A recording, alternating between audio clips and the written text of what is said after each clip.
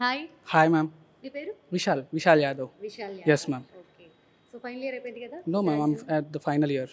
Okay. Final year ఇప్పుడు exams exam రాస్తున్నాం ma'am. Okay.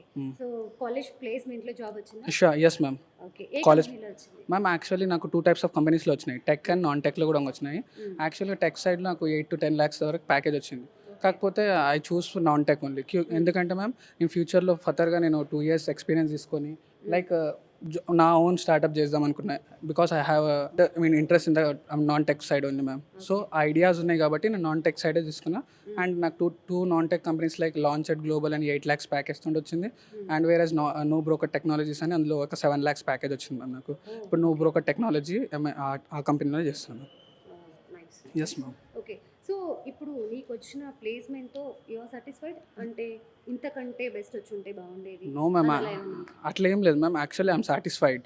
But నాకు ఫ్యూచర్ గోల్స్ ఇంకా ఎక్కువ ఉన్నాయి, అది ఫర్దర్గా చేస్తా. బట్ యాజ్ పర్ ఇక్కడికి వచ్చినాక నాకు ఇంత మంచి ప్లేస్మెంట్స్ రావడం I'm happy for that ma'am. Actually yes. అంటే ఒక 5 years తర్వాత నిన్ను నువ్వు ఎలా చూసుకోవాలి అనుకుంటున్నావు? Yes ma'am, I said right. నీకు టెక్నికల్ జాబ్ వచ్చినా కానీ నేను నాన్ టెక్ చూస్ చేసుకున్నా ఫర్ ద రీజన్ నాకు నాన్ టెక్లో. 5 yearsలో అయిపోద్ది అనుకుంటున్నాను. ఎస్ మ్యామ్, నాకు అట్లాంటి ఐడియాలజీ ఉంది, అట్లాంటి థాట్ ప్రాసెస్ ఉంది కాబట్టి ఒక 5 yearsలో స్టార్ట్అప్ నా అంతలో నేనే ఒక non tech companies through start చేద్దాం అనుకుంటున్నా.